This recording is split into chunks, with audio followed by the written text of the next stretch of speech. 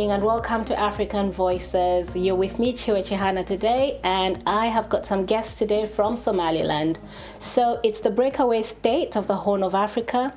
On paper, it increasingly looks like the territory of Somaliland has met the basic legal prerequisites for statehood. And just last week, Somaliland people celebrated their 28th anniversary of self-declared independence. In the studio today, we will be celebrating with them and talking to them about where they are and what their hopes are for statehood.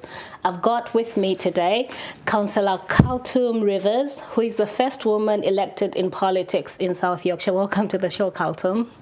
Hello, everyone. I'm the first African woman to be elected in South Yorkshire in politics, and I'm quite excited to talk to you today. I'm excited to have you because I've been trying to have this conversation for quite a while now. And also joining Councillor Kaltum Rivers, we've got Ahmed Yusuf, who's going to introduce himself.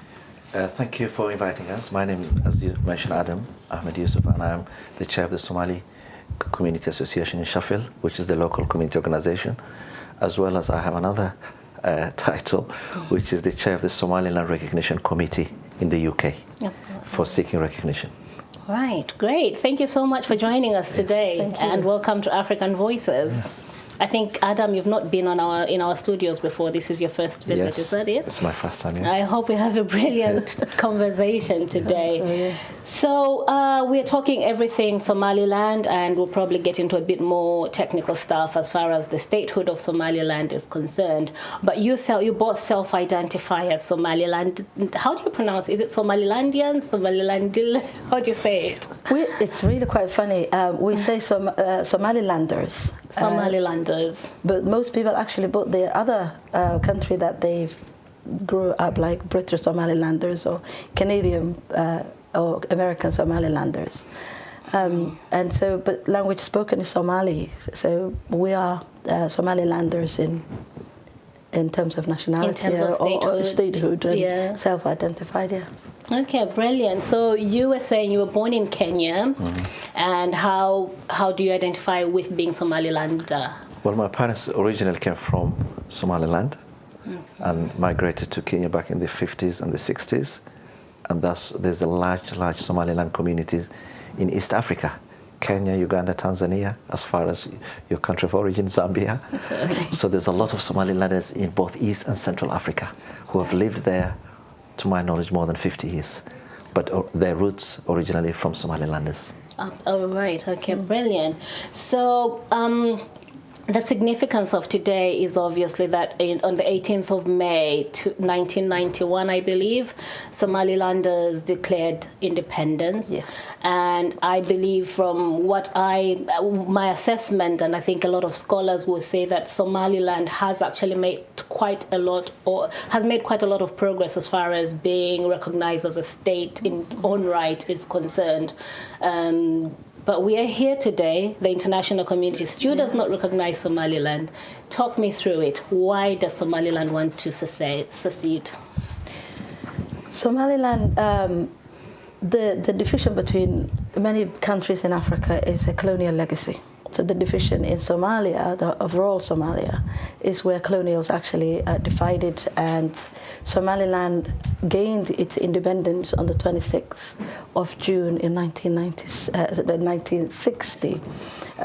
But Somaliland was a protectorate, of British protectorate, and joined Somalia on the 26th and became a republic. Years and years later, civil wars, specific targeted genocides, and issues of conflict and upheaval resulted to Somaliland seeking independence from Somalia. And in the last 28 years, Somaliland had democratic elections and has actually everything that a government should be having in terms of peace and development. Right. So we'll look a bit more into the markings of what qualifying for independent as an independent state looks like, and we'll take off some things maybe as we go along. But again, I would like to talk about the historic division. So we're talking about 1960, Somalia having been, if I'm not mistaken, a state that was colonized by Italy, and then Somaliland as a British protectorate. And this is this is from the 1800s. Then 1960, which is just literally within the last 40 or so years, 40-something years or so, the two merged. Yeah. And so how does that work? Why was the decision made to merge? Just to give you a context, Somaliland was given independence 26th of June 1960. Okay. So by the British and Her Majesty the Queen, UK, gave the independence to Somaliland. Yeah. And then 1 week later, which is the 1st of July 1960, the southern Somaliland they were colonized by Italians, and they were given their independence 1st of July. So literally within 2 week period, within a period of a week to 10 days, that was the difference. And then once both have got their independence in their own right, Somaliland was actually, as an independent state, sovereign state, was recognized by the UN.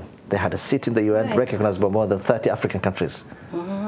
Their legitimacy. Was Hargeisa the capital at the time as well as is recognized now by the Somaliland community? Yes. Right. By coincidence, I met an English guy from Sheffield who said he was in Somaliland. He lives in Crystal Peaks in Sheffield. In 1960, when the UK was giving the flag to Somaliland, he was present in 26th of June in Hargeisa. So the context was such that Somaliland has its own independence from the UK government. Right. And this Somalia, which the capital is Mogadishu, was given by Italian 1st of July. Okay. So after a period of about a week to 10 days, there was a debate within the Somaliland at the time that we should join our brothers and sisters in the south and form a union. And there were some who were opposition saying, let's take our time and space. What was the incentive? Is it just brotherhood, sisterhood? Was there something else? We speak the same language. We speak the same language. We're from the same ethnicity. Yes. And therefore, there was a drive at the time of a lot of Africans being colonized by the Western world, and therefore there was this aspiration that the Pan-Africanist movement, if you like, of bringing people together. So there were people within the Somaliland at the time who said, let's take our time and space. Let's evolve, let's have our own statehood, be part of the Commonwealth, and nurture, and then when the time is right, and then we can discuss with Somalia. And there were people who, out of motivation or aspiration, wanted the reunion as quickly as possible. So without so much thought in the process, there was a rush quickly to unite with Somalia. And once that happened, the capital became in Mogadishu. Right. And then I think they gave us a prime minister position. There was a cabinet and a position given to Somalilanders. But all the resources after 30 or 40 years, after that reunification, all the resources was going to Mogadishu and the south. So there was nothing given, very much, little if any, to the Somalilanders. And Somaliland said enough is enough. And that's how we again. I like how you actually contextualize the fact that the Pan-Africanism movement was growing at the time, and I think I have a lot of respect for it. In fact, even now I'm seeing that there's a lot of movement around it, but there's still some tensions that I think that are kind of preventing a lot of that happening. But coming back to present day, so as at 2016, so Somaliland's population is circa 4 million, am I right?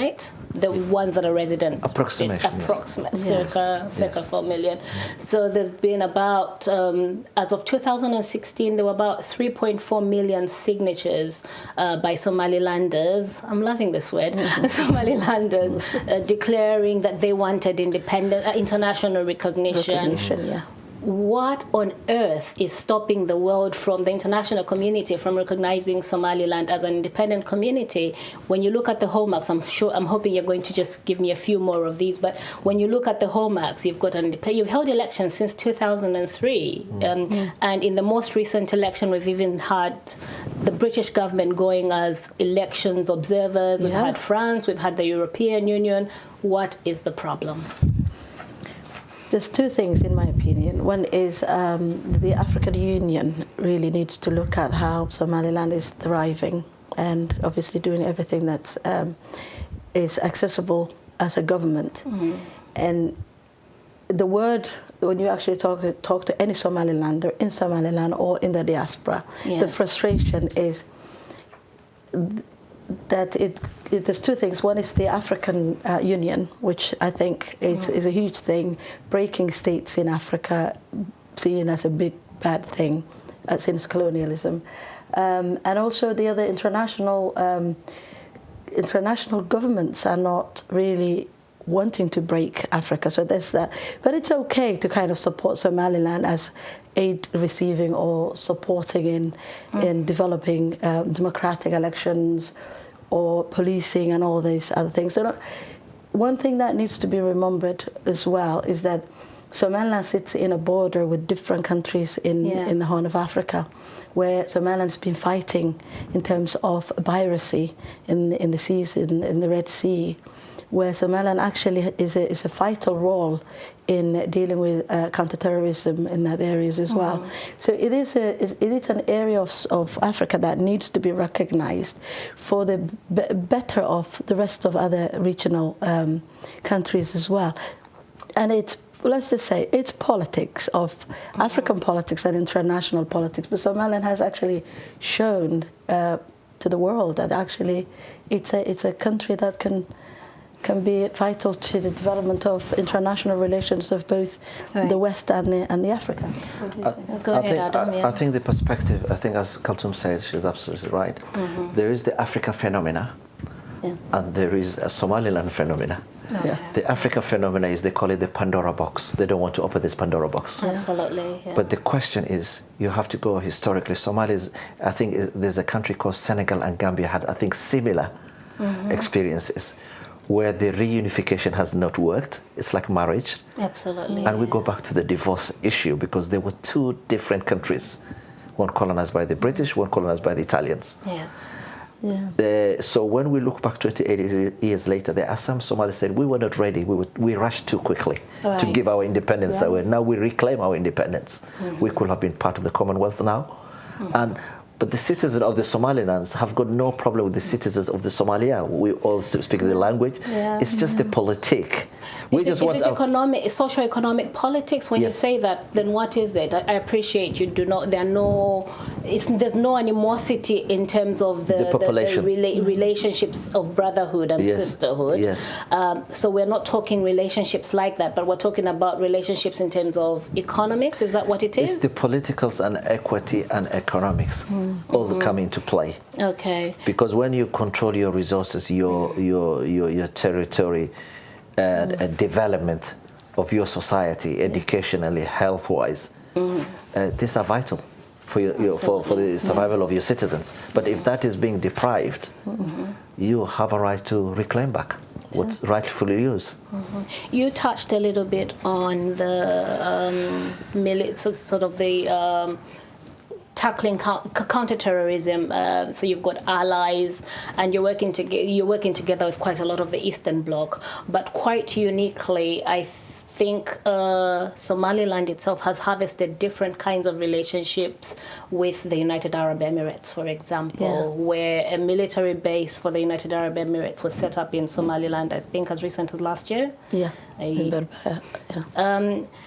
That kind of allyship, how does Somalia fit into this dynamic that you've got with the United Arab Emirates and, of course, their coalitions such as the Saudi Arabias? Any one of you can pick that one up. Well, I'll just speak about the Somalia in terms of the whole of Somalia, Somaliland and the Federal of Somalia. We'll call it the Federal of Somalia. Is new for... So Federal Somalia being the combination of Somaliland as well as Somalia, or no, not? the Federal of Somalia is what Somalia is. It's just Somaliland is separated from that. So they call themselves... You're speaking of Somalia. They just call themselves that. The problem is many countries obviously got interested in... You have to think about years and years where wars were happening in Somalia, Somalia and Somaliland. countries didn't really have relationships with them. And it became the thing to do now to actually develop and make relationships with Somaliland having the United Arab Emirates and Somalia making links with the Gulf, Doha, or Qatar. Yeah. And it is actually, it's a good to make that kind of relationships in terms of political setting. The military, it's not just military, it's also creating links with Ethiopia and Eritrea. And so that link of Horn of Africa is actually being developed not only with Somaliland and the United Arab Emirates, but also with Ethiopia having the links to use the ports. And Somaliland. What's the name of the port that one? Berbera. So that's a bit of a crucial one as far as links with Europe and Asia are concerned as well. Is that so? That's why the piracy is sort of concentrated in that particular area. Is that? There's no piracy. The piracy Previously, concentration was in the Puntland area of which is Somalia. This is why Somaliland kept pirating issues away and worked with the British and the Americans, and also the development of the port is also would address that. Yeah.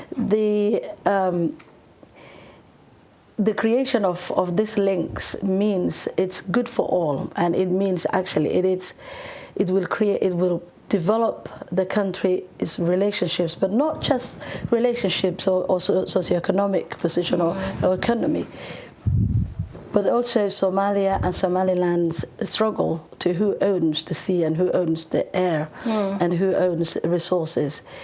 With the recognition of Somaliland, it would actually be a clear-cut, even better clear-cut.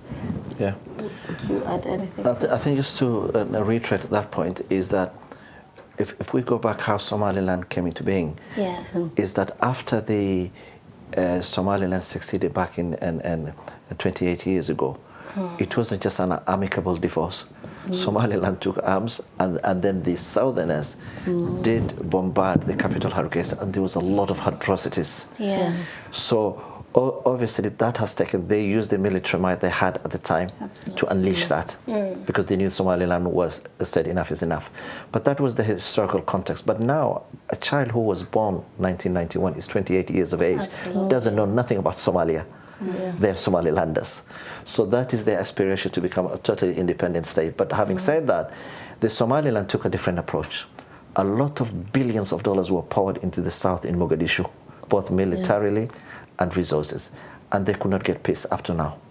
Whereas Somaliland, the peace started from the grassroots, where the elders went back amicably under a tree, the reconciliation, and so the democracy model of Somaliland is a unique thing in the whole of Africa, where the democracy institutions were built later on, but we use our traditional way of resolving conflict resolutions. Okay, so this is... So that is before, now people talk about Somaliland as a shining example, but how do you reach to that point is the question. So the elders took a lot of effort in bringing the communities together and putting some milestones. So first of all, let's reconcile. So once that reconciliation happened, of course there's going to be many issues and challenges of discussion, but of contention. But we resolved it in a very amicable way of compromise, of coexistence, of tolerance. So once that took root, we took the democracy of the Western world model as well. So we applied both, and it has worked for us. And it has worked for you. So it's crazy how time has gone. We've actually just got about a minute. But just to sort of wind down this segment of the show, I'm just going to quote President Abdi as far as allies are concerned with the question that I raised with you. Just last year, he talked about how, if I can find it, so he talked about how his government was not as strong in its own right, and so it needed to have stronger relationships with a country like the United Arab Emirates, and quite strictly he spoke about being protected and having a friendly country to have cooperation with militarily, security-wise, and because it's needed. Have you failed to achieve this within the African community? Did you need to cross the borders? You'll pick that up after we come back. Okay.